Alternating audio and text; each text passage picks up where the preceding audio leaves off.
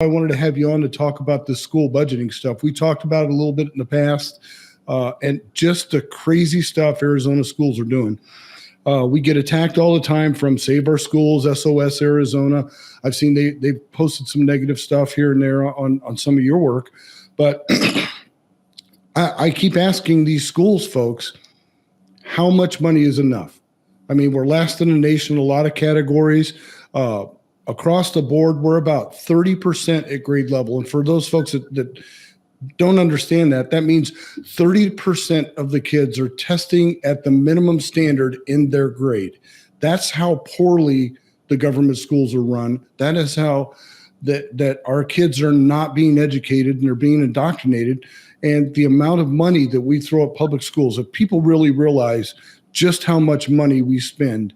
We hear about teacher salaries all the time. We gave in 26 months $2 billion to teacher salaries and classroom size reduction. How much more can we give out of our budget? I mean, the public schools or government schools, they received more, just about 1% more than half of our entire state budget went to schools. What about the rest of us? What about our roads, bridges, infrastructure, our needs throughout the state for public safety? Those things are all pushed aside. And we give that money to public schools, the Board of Regents. I'm all for it, and I wanted your take on this, and that's one of the reasons I brought you on before we get into the graphics there. But should a college or a post-secondary education be treated as a business and not a 501c3? They're taking state money. They are charging a fee for you to go there. Why are we subsidizing this business? Let the good ones rise to the top and the poor ones do what they do. We should not be subsidizing. Now we have a state school that we give money to. They give the discounts. I get it, but they just closed a branch in Lake Havasu. We think for purely political reasons, but it looks like we're going to have another college come in. I can't discuss it now because we got the final meeting coming up here, but we know who we're talking about, and it's going to be great, and it's going to be Christian-based education, and we're going to win. So give me from the Kelly Corporation Commission thought, attorney thought, give me your thoughts on that. Then we'll go through the assets and we'll break that down. Well, first of all, hearing that possibly there's another school coming up there, that's news to me. So that's exciting.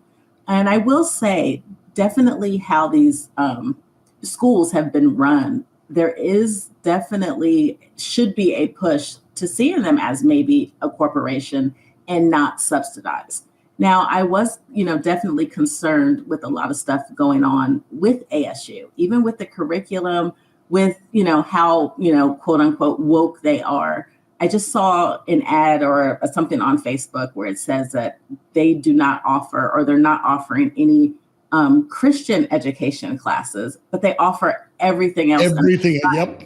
Everything else under the sun. So if they are going to be, so far to the left and so far into indoctrinating our children, instead of just the basics or being just straight down the middle, there seems to be such hostility with some of these schools to just teaching our kids and not indoctrinating them. So that definitely is a push. Why should the state, be subsidizing this sort of education?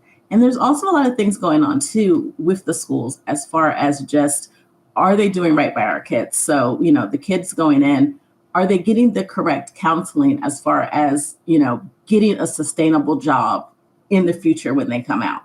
What are they producing? How many people are actually matriculating from these schools and going and being, productive members of society instead of, getting a degree in some liberal arts thing that they're never going to get an actual job in? So I do think if we did have more of the competition, then like you said, the cream will rise to the top. And then they'll be forced to look at, okay, are these kids going to be able to pay back these loans, right?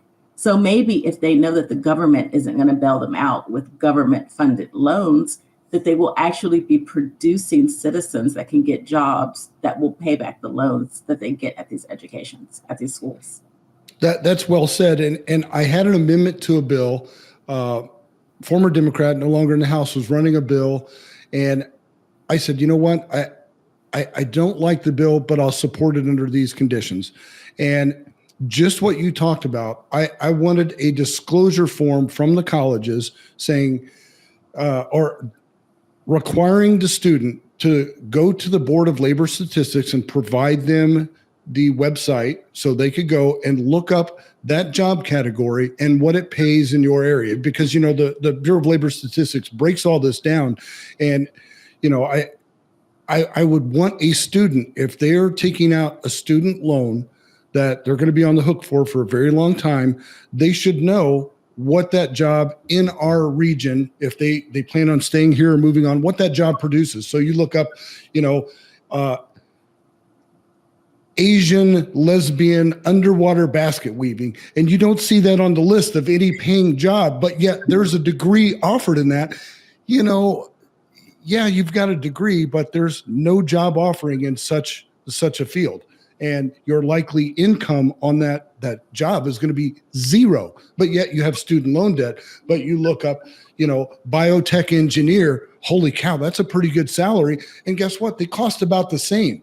So I wanted that disclosure, and they actually agreed to it, but the bill failed, and we weren't able to get the amendment on. The bill didn't even make it out of Cal. So I thought that disclosure was a good amendment, and I'm going to try and stick that amendment on something else that's going to the colleges, because they're pushing these student loans. They're pushing these liberal arts degrees that may not, produce an income to pay off that student loan. There should be a disclosure to the student. There's a disclosure when you buy a car. There's a disclosure when you buy a house.